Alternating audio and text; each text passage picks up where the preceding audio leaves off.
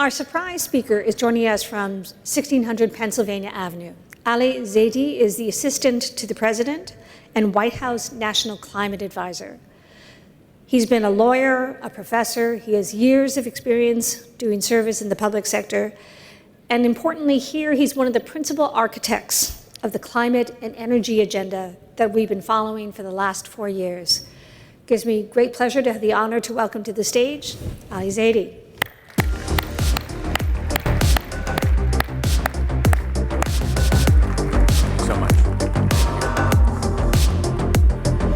Thank you so much for that introduction.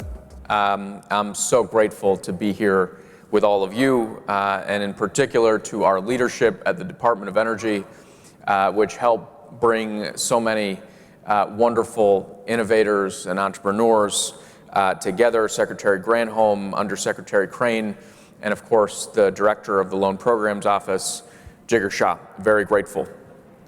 Over the last 4 years, the beginning of the decisive decade for climate action, we have been able to together take incredible strides forward under President Biden, Vice President Harris's leadership. We brought online more than 130 gigawatts of clean energy, over 30 million homes worth of power built in the last 4 years, and catalyzed $1 trillion of private investment, creating good jobs across the nation.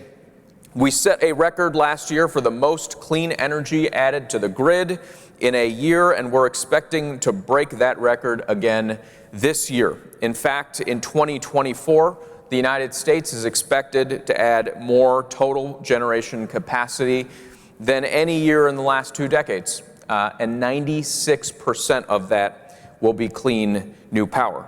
The scoreboard looks good, the fundamentals are strong, but the hard truth remains that we have more field to gain and even less time to do it. The good news is that we carry into the second half of the decisive decade for climate action a fundamentally rewritten playbook, one that eschews gloom and doom and embraces hope and possibilities, one that has repositioned climate action as the new foundry for economic opportunity and economic growth in the United States, the figurative factory floor where we are forging a stronger American middle class and staging the comeback of American manufacturing. As we look to the road ahead, we need to make sure that we remember what makes this a winning playbook. What makes the foundry run? The first is to find opportunity in the crisis, to not let the crisis defeat us, but rather to get back up and identify what in that crisis can actually be an opportunity, a chance, a ticket for uplift. And then the second is building solutions, deploying in a way that brings the benefits of climate action both forward and close. Climate action that is pursued in a way that is co-located with economic opportunity and coincided with pollution reduction. A geographic and temporal alignment of benefits that is designed to earn the political economy to go big, to go fast, to go the distance. It's that playbook and my confidence in it that makes me see tailwinds in a place where others, I think, have identified headwinds for the clean energy transition. And I'm talking about the new load growth that's coming from artificial intelligence and data centers. The issues with runaway load growth are obvious, especially to this audience, so I will not belabor them. But what is, I think, missed in the conversation is that somehow this trend or trajectory is unprecedented. What's unprecedented is that period of 20 years between 2000 and 2020 when we did not see significant load growth. But for almost every other decade since the end of World War II until the turn of the 21st century, we've seen growth that's at this sort of scale.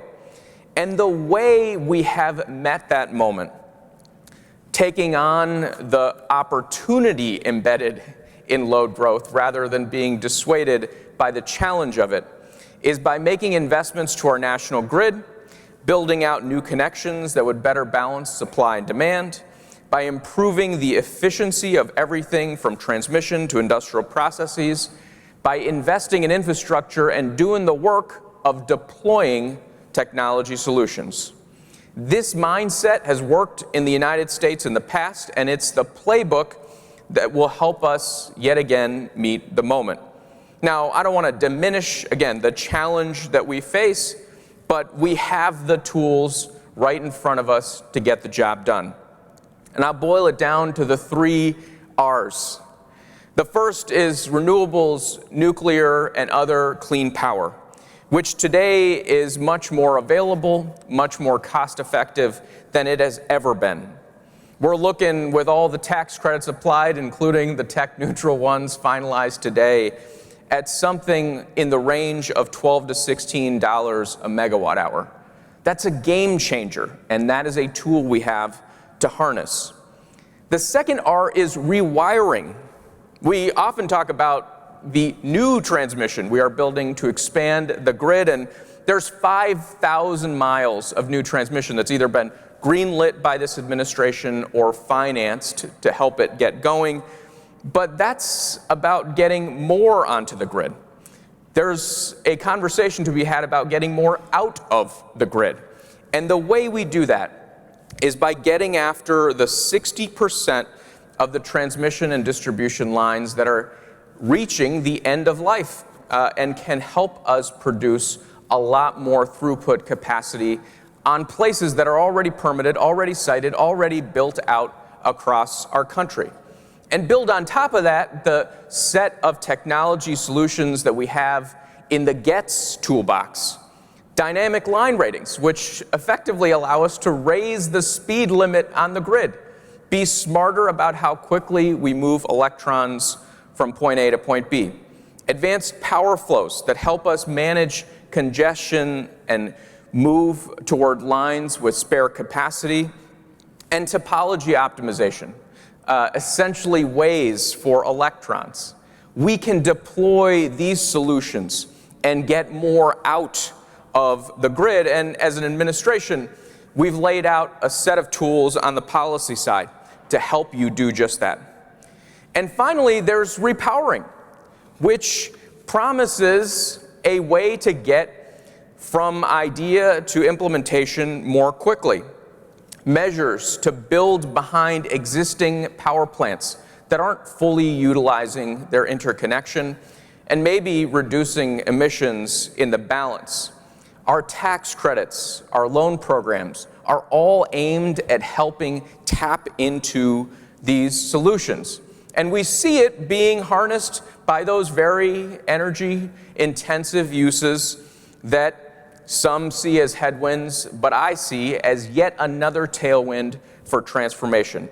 The deal between Constellation and Microsoft, the restart by Holtec in Palisades, the new tariffs being evolved across the country, and what's really exciting to me is the partnership approach that these technology firms have taken to tapping into what is hundreds of gigawatts of clean energy capacity.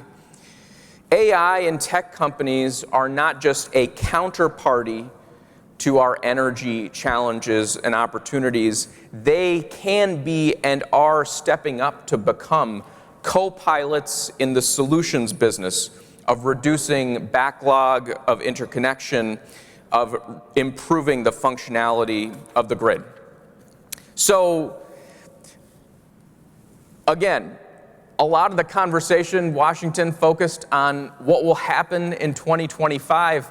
Not only is there a durability to the work we've done on the policy side, I actually think there are reasons we should feel confident that we can move even faster in the years in front of us. Let me close with this thought. You all have been our partners, not just as the dreamers, but as the builders and the deployers. Where others saw nothing or maybe nuisance. You saw an offshore wind industry that now has a supply chain that reaches all 50 states. Where people saw an impossibility, you saw an opportunity to fuel up the aviation sector with sustainable fuels and creating opportunity in the heartland of America, fuels that we will grow here, and use to reduce our emissions. All of you have joined us in swinging at what felt for the longest time as the impossible to decarbonize parts of our industry. Steel and cement and aluminum now within reach because of new technologies, including the production of clean hydrogen in the United States. You've even teamed up with us to lasso the pollution in the sky and put it in the ground underneath us. Together, you have been our partners in deploying a new playbook for climate action in the United States, one that sees climate action not as just a crisis, but an opportunity for uplift. You've repositioned the United States to lead on this transformation, and you've done it not just in the macro sense, but in the very micro way that is lifting up people and communities all across the country. For all of those reasons, I think not only are the techno-economics going to drive our progress in the path ahead, but the political economy will be there along the way as well. We know this has been a good bet over the last 4 years, and the note I'll leave you with is, I think, with the fullest of confidence, having stood in this very same room with Republican governors and members of other parties, with the private sector, with labor unions, all of whom have gathered over the last 4 years to endorse this concept that this is in the interest of the United States of America. If we stick together as partners, we'll continue to deploy, continue to dream big, continue to deploy even bigger. Thanks so much. Very grateful.